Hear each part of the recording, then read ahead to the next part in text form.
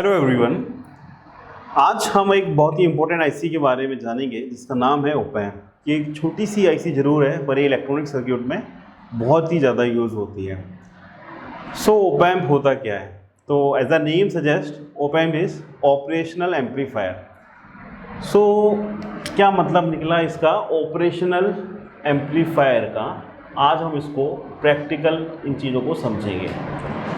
तो यहाँ पे हम समझ रहे हैं कि एम्पलीफायर करना मतलब सिग्नल के एम्पलीट्यूड को बढ़ाना, ठीक है। और ऑपरेशन से हम क्या समझते हैं? मैथमेटिकल जो ऑपरेशन होते हैं, प्लस है, माइनस है, इनटू है और डिवाइड, ठीक है।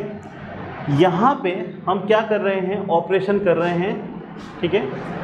किन का ऑपरेशन कर रहे हैं? मान लीजिए दो सिग्नल है, सिग्नल 1 और सिग्नल 2, ठीक है।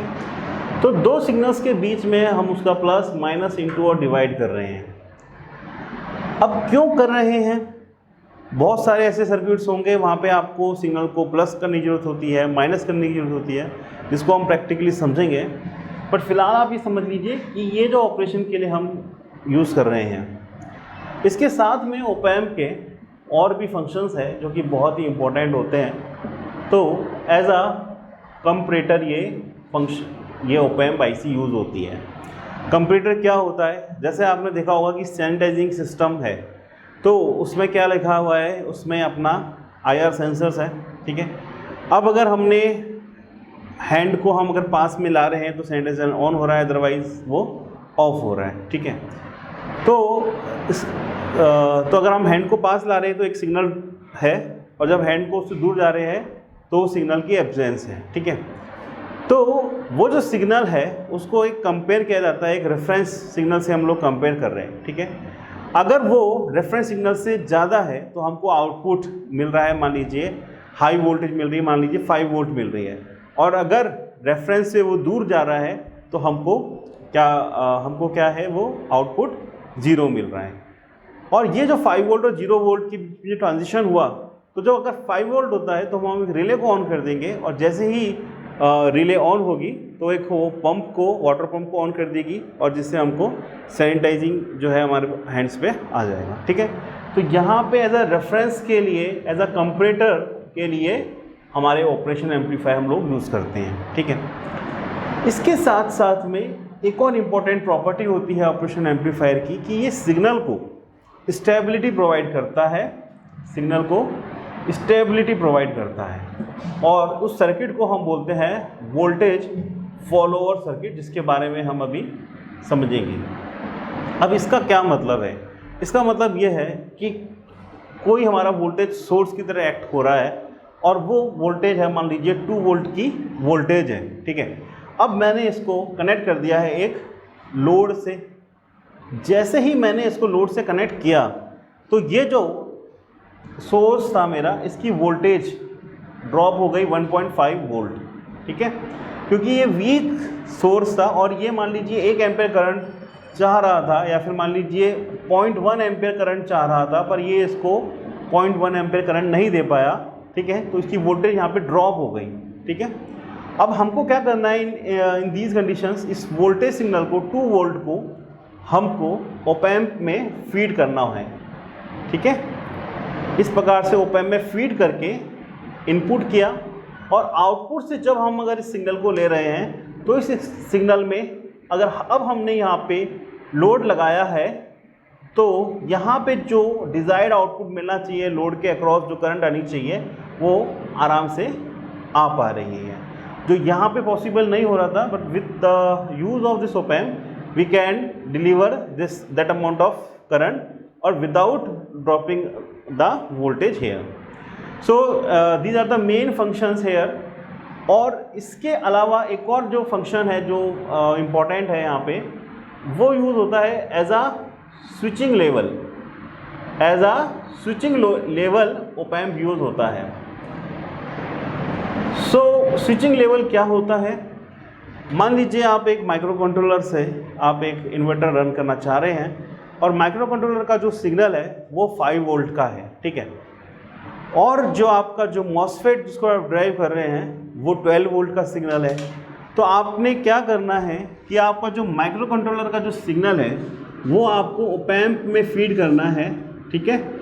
यहाँ पे आपको इसको वोल्टेज देनी है, इसको सप्लाई वोल्टेज मान लीजिए आपने इसको +20 और -20 वोल्टेज दे रखी है, और यहाँ पे आपने 5 वोल्ट की इसको आपने इनपुट दिया है, और यहाँ पे आप आउटपुट वोल्टेज जैसा 12 वोल्ट या फिर वॉटेवर आप चाह रहे हैं वो आपको मिल पा रहा है, ठीक है।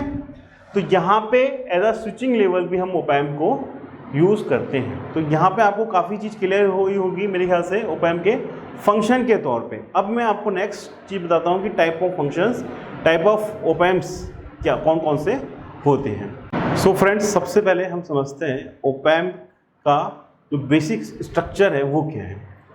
तो यहाँ पे देखिए ऑप एम्प का जो बेसिक स्ट्रक्चर है वो कुछ इस प्रकार से है।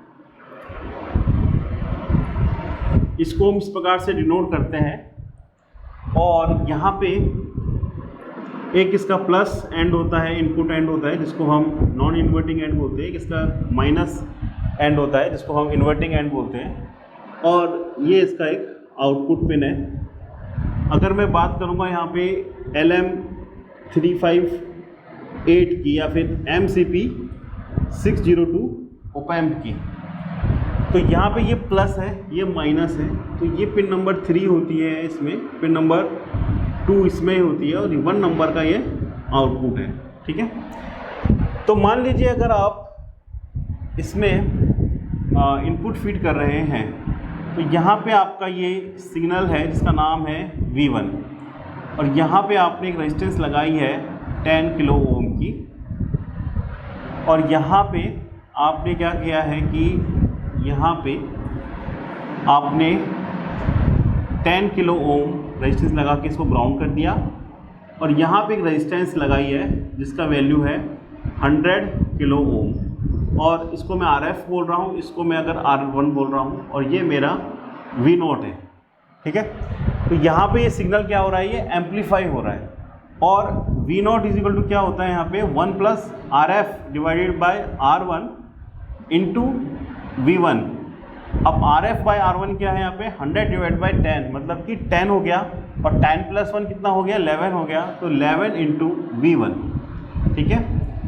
तो यहाँ पे क्या मतलब निकला कि V0 is equal to 11 V1 हो गया। अब इसका क्या मतलब है, अगर मान लीजिए यहाँ पे सिग्नल 100 मिलीवोल्ट का होता, ठीक है, अगर मैं उसको 11 से मल्टीप्लाई कर रहा हूँ, मतलब कि अराउंड 1.1 वोल्ट में यहाँ पे ले रहा हूँगा, 100 मिलीवोल्ट की सिग्नल को मैं एम्पलीफाई कर रहा हूँ। अब आप पूछेंगे कि एम्पलीफाई करने की ऐसी ज़रूरत क्यों पड़ती है, उसका कोई एग्जांपल देके बताइए। तो मान लीजिए कि जैसे हमारी ADC होती है, एनालॉग टू डिजिटल कन्वर्टर है, और उसकी जो फुल 10 बिट की ADC है, 10 बिट की ADC है, और उसकी जो फुल वोल्टेज है दैट इज़ 2.56 वोल्टेज है एट 1024 बिट डेटा आपको मिल रहा है, ठीक है। मतलब कि 10 बिट ADC मतलब 1024 डेटा है, ठीक है, और 1024 डेटा में 2.56 की वोल्टेज है मैक्सिमम। इसका क्या मतलब हुआ, इसका मतलब ये हुआ कि अगर 2.56 वोल्टेज अगर आप ADC को दोगे तो ये आपको रीड आउट देगा 1024 का। सिमिलरली आप इसको अगर 1.28 वोल्टेज दोगे तो आपको ये रीड आउट देगा आपको 512 का। 0 वोल्ट दोगे तो डेटा आपको 0 आएगा, ठीक है। अब अगर मान लीजिए आपका सिग्नल जो है वो 200 मिली वोल्ट का है, आपका सिग्नल 200 मिली वोल्ट का है, पर आपकी ADC की जो फुल वोल्टेज है वो 2.56 वोल्टेज है, ठीक है। तो आप एक प्रकार से जो पूरा जो ADC की रेंज है वो आप यूज़ ही नहीं कर पा रहे हो, है ना। तो आप क्या करोगे, इस 200 मिली वोल्ट को मल्टीप्लाई करके आप चाहोगे कि ये अराउंड आपके 2 वोल्ट के करीब हो जाए ये सिग्नल, ठीक है। तो आप इसको 10 से मल्टीप्लाई कर रहे होंगे या फिर 11 से मल्टीप्लाई करेंगे, तब जाके ये 2.2 वोल्ट आएगा और ADC की रेंज में ये आ जाएगा, जिससे कि हमको रीडिंग्स जो है ADC के अच्छे से मिल पाए। तो यहाँ पे हमने देखा function of amplifying the signal. अब यहाँ पे ना ये एक स्मॉल वीडियो है, डिटेल वीडियो नहीं है, बट मैं आपको कॉन्सेप्ट्स क्लियर कर रहा हूँ, मोटे मोटी जो चीज़ आपको समझनी है वो क्या क्या चीज़ आपको समझनी है इसमें। अब यहाँ पे एक और चीज़ समझते हैं हम कि टू प्रॉपर्टीज़ क्या है जो सबसे इम्पोर्टेंट होती है ओप एम्प की। तो प्रॉपर्टी नंबर 1, पहली प्रॉपर्टी ओप एम्प की क्या है? ओप एम्प की पहली प्रॉपर्टी ये है कि इसका जो इनपुट इम्पीडेंस जो होता है वो इनफाइनाइट होता है, मतलब बहुत हाई होता है। ठीक है, इसका मतलब क्या हुआ कि कभी भी जो इसके अंदर जो करंट जाएगी इनपुट में, क्योंकि ये एक हाई, ये जो है ना, ये ओप एम्प एक हाई रजिस्टर हाई इम्पीडेंस का है। अगर ये हाई इम्पीडेंस का होता है और यहाँ पे अगर कुछ भी आप वोल्टेज सोर्स देंगे तो ये करंट जो है बहुत कम या फिर जीरो के अराउंड लेगा। तो ये इसकी एक पहली प्रॉपर्टी है जो आपको समझनी है इसमें। दूसरी प्रॉपर्टी इसमें आपको जो समझनी है कि वोल्टेज जो आपके प्लस में होगी वो बराबर होगी वोल्टेज जो आपके माइनस में होगी। ठीक है, वोल्टेज जो आपके प्लस में होगी वो बराबर होगी आपके वोल्टेज जो आपके माइनस में होगी। अब अगर आपको ये दो कंडीशंस अच्छे से आती है, समझ में आती है, तो आप कोई भी ओप एम्प की जो इक्वेशंस को भी ड्राइव कर सकते हो और आप उसको समझ सकते हो। तो यहाँ पे एक मैं आपको इस चीज़ को मैं आपको शो करता हूँ कि किस प्रकार से ये फॉर्मूला हमको यूज़ करना है और किस प्रकार से ये चीज़ यहाँ पे यूज़ होती है। तो यहाँ पे देखेंगे कि अगर ये ओप एम्प है, यहाँ पे प्लस एंड है, यहाँ पे माइनस एंड है, और यहाँ पे मैंने एक रेजिस्टेंस लगाया है R1 और यहाँ पे भी मैंने एक रेजिस्टेंस लगाया है R1 और यहाँ पे मेरा है R और ये है मेरा RF और ये जो सिग्नल है मेरा आउटपुट है V0। ठीक है, यहाँ पे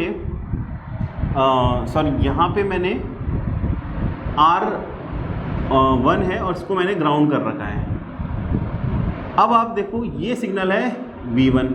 ठीक है, अब अगर इन दो प्रॉपर्टीज़ को यूज़ करूँगा और किस प्रकार से मैं देखूँगा कि मुझको V0 और V1 का रिलेशन मालूम पड़ेगा। तो सिंपल है, बहुत सिंपल है। यहाँ पे जो करंट जा रही है वो जीरो है, पहली बात तो ये आपको पता ही है। दूसरी बात, यहाँ पे अगर करंट अगर जीरो जा रही है तो ये जो V1 वोल्टेज है इस पर वोल्टेज ड्रॉप हो ही नहीं, तो यहाँ पे V1 वोल्टेज मैं बोल सकता हूँ। अगर यहाँ पे V1 है तो यहाँ पे वोल्टेज कितनी हो गई? यहाँ पे वोल्टेज V1 हो गई। ये दूसरी प्रॉपर्टी से कि ये वोल्टेज और ये वोल्टेज बराबर होगी, तो यहाँ पे वोल्टेज क्या हो गई? V1 हो गई। ठीक है, अब देखो कि यहाँ पे वोल्टेज V1 है, यहाँ पे जीरो है और यहाँ पे V0 है। तो V0 के लिए एक और V1 क्या है? एक रजिस्टर डिवाइडर है। ठीक है, तो V1 क्या हो गया? V1 हो गया आपका R1 divided by R1 plus RF into V0। ठीक है, जिसको मैं क्या लिख सकता हूँ? गेन क्या हो गया? गेन हो गया V0 divide by V1 is equal to R1 plus RF divided by R1। ठीक है, and that is equal to 1 plus RF by R1। ये मेरा गेन आ गया। ठीक है, तो ये जैसे मैंने कंडीशंस अभी इस केस के लिए फाइंड आउट करी, ऐसे आप कोई भी सर्किट दे रखा हो, RF और 1 रेजिस्टेंस दे रखे हो, आप इसको यूज़ कर सकते हैं। अब आप बोलेंगे इसकी एप्लीकेशंस कैसे यूज़ करनी है, कहाँ यूज़ करना है? डिपेंड ऑन कि आपकी एप्लीकेशन क्या है। तो हो सकता है कभी आपको 4 से मल्टीप्लाई करना हो रहा हो, कभी आपको माइनस से डिवाइड माइनस करना हो सिग्नल को, या वॉट एवर जो भी आपको रिक्वायरमेंट है। पर आपको बेसिक फंडा पता है कि भाई ये इसकी ये इक्वेशंस है और इसमें इस पर्टिकुलर रेजिस्टेंस को मैं पुट करूँगा तो मुझको वैल्यूज़ मिल जाएंगी। ठीक है, अब यहाँ पे कई स्टूडेंट्स पूछते हैं कि सर मान लीजिए मुझको 6 का फैक्टर चाहिए, तो RF और R1 की क्या वैल्यू होनी चाहिए? तो सिंपल, आप R1 को एज्यूम कर लो 1 किलो ओम मान लो और उसके अकॉर्डिंग यहाँ से कैलकुलेट करके आप RF की वैल्यू निकाल लो, जिससे कि आपका जो टोटल गेन है वो 6 हो जाए। ठीक है, तो यहाँ पे हमने समझा है क्या कि जो बेसिक दो प्रॉपर्टी जो है ओप एम्प की वो क्या है। सो फ्रेंड्स, ये जो ओप एम्प है, जो मैंने अभी आपको एक चैनल बताया जिसमें प्लस माइनस और आउटपुट है। अब जो ये डिफरेंट पैकेजेस में ये ओप एम्प्स आते हैं, जैसे मेरे पास में यहाँ पे एक ओप एम्प है जिसका नाम है MCP 602, जिसमें 2 चैनल्स हैं। ठीक है, अब मैं आपको उनका थोड़ा पिन कॉन्फ़िगरेशन बताता हूँ। तो अगर मैं बात करता हूँ यहाँ पे MCP 602, या फिर इसमें कैटेगरी में आ गया आपका LM358। ये आपके 8 पिन की IC होती है और ये SMD और DIP दोनों पैकेज में अवेलेबल होती है। अब यहाँ पे 1 2 3 4 ये नॉच है, यहाँ से हम काउंट कर रहे हैं। 4 के बाद यहाँ 5 आएगा, 6 7 और 8, ठीक है। अब जो यहाँ पे क्या है, ये 4 नंबर तो आपको हमेशा ग्राउंड से कनेक्ट करना है या VEE से कनेक्ट करना है, माइनस से हम कनेक्ट करेंगे। और जो 8 नंबर है वो हम कनेक्ट करेंगे VCC से, ठीक है। ये नेगेटिव या फिर ग्राउंड से कनेक्ट करेंगे और ये हम पॉजिटिव सप्लाई से कनेक्ट करेंगे। और यहाँ पे 2 चैनल्स है, पहला चैनल है ये और दूसरा चैनल है इसका ये। तो यहाँ पे ये है प्लस, ये है माइनस, ये है आउटपुट आपका, और ये है प्लस, ये है माइनस, ये है आउटपुट। मतलब कि ये है I1 प्लस, ये है I1 माइनस और ये है O1, और इसका नाम है I2 plus, I2 minus, input 2 minus, input 2 plus and O2 मतलब कि आउटपुट। तो ये है LM358। सिमिलरली अगर मैं बात करता हूँ यहाँ पे एक कॉमनली ओपैम्प जो है LM324 है। ये ओपैम्प 4 चैनल ओपैम्प है, ये ओपैम्प 2 चैनल ओपैम्प होते हैं। अब डिपेंड करता है, अगर आपकी कोई एप्लीकेशन है आपको सिर्फ सिंगल चैनल ओपैम्प है या 2 चैनल ओपैम्प है, तब आप LM358 यूज़ कर रहे होंगे। अगर आप मल्टी चैनल्स यूज़ करना चाह रहे हैं तो आप इस सिंगल ओपैम्प के तौर पे LM324 यूज़ कर रहे होंगे, ठीक है। मान लीजिए आप इन्वर्टर है, आपको 4 इनपुट्स चाहिए, उनको आपको स्विचिंग कराना है, तो आप LM324 यूज़ कर लेंगे। अगर आप एक थर्मोकपल बना रहे हैं और उसमें आप चाह रहे हैं कि आपका 100 मिलीवोल्ट का सिग्नल को आपको गेन करना है, ठीक है, तो एक ही आपको गेन करना है या 2 बार गेन करना है, तो आप LM358 को यूज़ कर सकते हैं। तो यहाँ पे LM324 की अगर मैं बात कर रहा हूँ तो ये जो है आपका 14 पिन की IC है, 1 2 3 4 5 6 7 8 9 10 11 12 13 और 14, ठीक है। यहाँ पे आपका जो 4 नंबर और 11 नंबर आपकी सप्लाई की पिन्स है और बाकी आपके चैनल्स है। यह आपका प्लस माइनस आउटपुट है, यह आपका प्लस माइनस और आउटपुट है, यह आपका प्लस माइनस आउटपुट है, यह आपका प्लस माइनस या आउटपुट है। यह आपका चैनल 1 हो गया, यह आपका चैनल 2 हो गया, ठीक है, यह आपका चैनल 3 हो गया और ये आपका चैनल 4 हो गया। और 4 और 11 ये आपके सप्लाई की पिन्स हो गई। सो फ्रेंड्स, LM324 में ये आपकी V+ है, मतलब यहाँ पे आपको पॉजिटिव सप्लाई वोल्टेज देनी है, यहाँ पे आपको नेगेटिव सप्लाई वोल्टेज या फिर आपको ग्राउंड देना है, ठीक है। ओपैम्प्स में जो क्लासिफिकेशन है, not only in terms of number of channels but depends on the quality also. So what is the quality of the an opamp, कि कोई ओपैम्प को हम अच्छा बोल रहे हैं, कोई हम ओपैम्प को पुअर बोल रहे हैं, तो क्यों बोलते हैं। यहाँ पे बहुत सारे पैरामीटर्स होते हैं। जैसे मान लीजिए एक पैरामीटर हो गया ऑफसेट का। ऑफसेट क्या होता है, ऑफसेट क्या होता है कि अगर इनपुट में कुछ कनेक्ट नहीं भी है तो भी हमको आउटपुट में वोल्टेज मिल रही है, और वो ऑफसेट जो है हमारे इस सिग्नल को डिस्टर्ब कर रही है या फिर उसमें नॉइज़ जनरेट हो रही है। तो उसके लिए उन ओपैम्प्स के लिए हम लोग जैसे इंस्ट्रूमेंटेशन एम्पलीफायर यूज़ करते हैं, and one of the op-amp is OP07। तो यहाँ पे अगर मैं OP07 ओपैम्प की बात करता हूँ, जो कि सिंगल चैनल ओपैम्प है और बहुत ही अच्छा ओपैम्प ये माना जाता है, और इसमें आपके 8 पिन्स जो है वो यूज़ होती है। तो यहाँ पे पिन नंबर 1 2 3 4 5 6 7 और 8। यहाँ पे पिन नंबर 3 प्लस इनपुट है, ये माइनस इनपुट है, I प्लस I माइनस है। 4th नंबर जो है आपकी VEE है, मतलब नेगेटिव सप्लाई वोल्टेज है, मतलब या तो नेगेटिव -12 -5 या ग्राउंड आप यहाँ पे कनेक्ट कर रहे होंगे। और 8 7 6 और 5 में 7 जो है आपकी वो VCC है, मतलब आप पॉजिटिव सप्लाई वोल्टेज यहाँ पे आप +5 वोल्ट 12 वोल्ट 18 वोल्ट प्रोवाइड कर रहे होंगे। और जो ये 6th पिन है यह आपकी आउटपुट पिन है। ये आउटपुट यहाँ से आपको 6 नंबर पिन से आपको आउटपुट मिलेगा। बाकी जो 5th, 8 और 1 पिन है नॉर्मली यूज़ नहीं होती है, पर ये ऑफसेट को ट्रिम या ऑफसेट को सेट करने के लिए इन बाकी पिन्स को हम यूज़ करते हैं। तो यहाँ पे based on the number of channels और द क्वालिटी ऑफ ओपैम्प भी मैंने आपको क्लासिफिकेशन दिया। ऐसे और भी ओपैम्प्स के टाइप्स है, पर मोटे मोटे जो सबसे ज़्यादा जो ओपैम्प्स यूज़ होते हैं वो LM358, 602, LM324 और 307 ओपैम्प्स यूज़ होते हैं। यहाँ पे मैंने आपको बताया था कि एक सर्किट कि भाई ये वो एम्पलीफाई कैसे कर रहा है वो बताया था, और यहाँ पे एक सर्किट है कि भाई वोल्टेज फॉलोअर सर्किट अगर मैं बात करता हूँ मैं, तो ये सिग्नल जो है ना आप देख रहे हैं V1 मैंने वोल्टेज यहाँ पे प्रोवाइड किया है यहाँ पे इस रजिस्टर के हेल्प से R1 से, और यहाँ से मैंने क्या किया है कि एक सिंपली इस पिन को यहाँ से आउटपुट से मैंने कनेक्ट कर दिया है, ठीक है। तो ये यहाँ पे एज अ वोल्टेज फॉलोअर या स्टेबिलिटी प्रोवाइड करने का एक सिग्नल यहाँ पे मिल गया है। ये आउटपुट है, ये आपका इनपुट है, ठीक है। ये प्लस एंड है, ये माइनस एंड है।